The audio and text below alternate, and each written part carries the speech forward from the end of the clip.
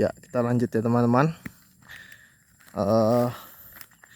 Kita cek atau kontrol satu persatu tanaman kelapa sawit yang ada ini. Nah, ini hasil penyemprotan kemarin sudah kelihatan atau sudah mulai menguning.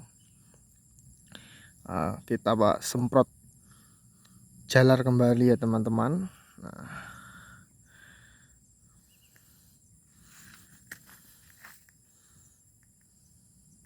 memang di pasca awal tanam ini ya seperti ini ya teman-teman. Memakan biaya yang nyata. Dan habis penyemprotan ini nanti kita juga akan melakukan pemupukan kembali ya teman-teman, karena sudah hampir mau 3 bulan.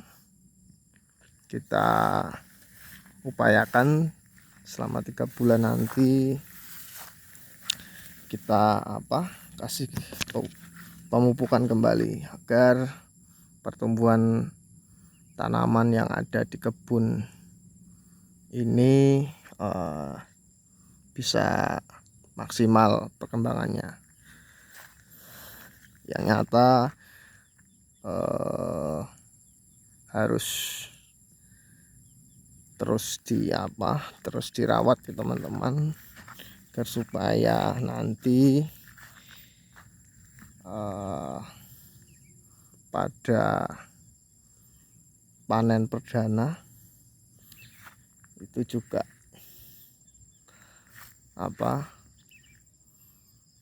baik itu kondisi sawit dan kondisi buah itu bisa sesuai standar SOP. Nah, jalan saja ini teman-teman, kendaraan kita tinggal di belakang itu.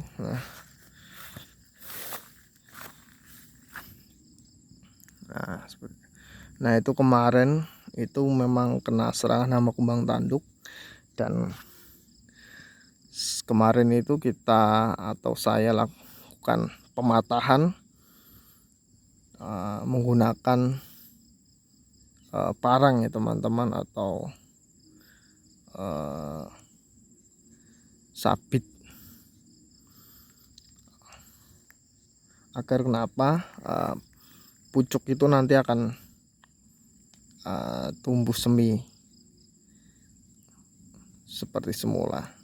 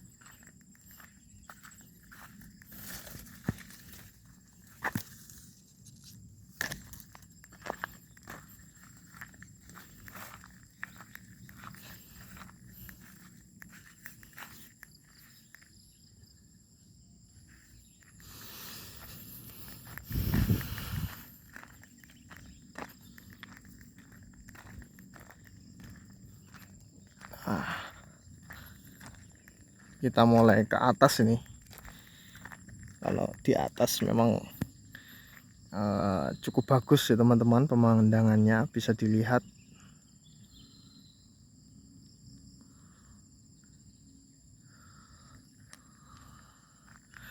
Dan kelihatan cukup hijau. Nah ini kemarin kita semprot jalar saja bang teman-teman, tidak kita semprot secara semuanya, karena memang di samping untuk menghemat pembiayaan pasca perawatan, juga gunanya gulma-gulma yang di tengah-tengah ini gunanya juga untuk melembabkan di areal sekitar tanah, karena memang gunanya juga untuk menyimpan air ya teman-teman. Nanti memang dalam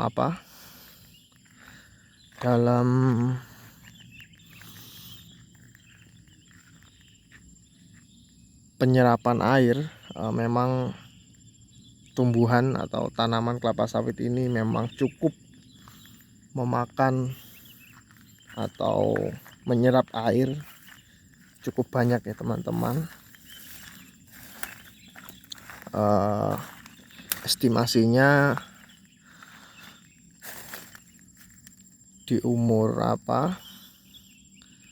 bisa sampai 5 liter ya teman-teman per harinya. Tapi memang karena kondisi sawit ini masih di umur 15 bulan, kurang lebih perharinya tanaman kelapa sawit yang ada ini memerlukan air atau menyerap air sekitar 1 liter lebih di umur 15 bulan ini. Akan tetapi jika sudah umur 5 tahun ke atas, itu penyerapan dari kelapa sawit itu sendiri dalam menyerap air bisa sampai 5 liter untuk kelapa sawit yang sudah produksi ya teman-teman. Maka dari itu memang perlunya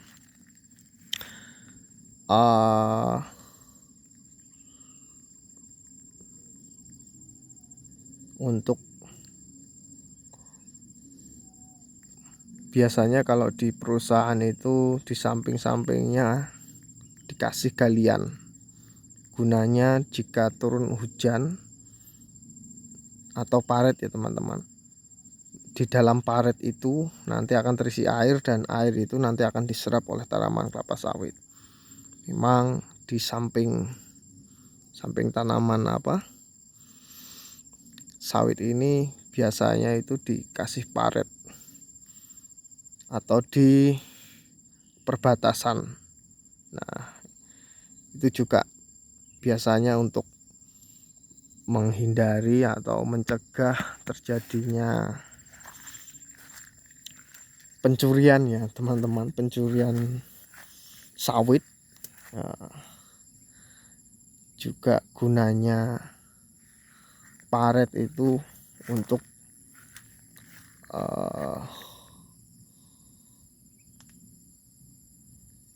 sistem perairan untuk penyerapan kelapa sawit itu tersendiri.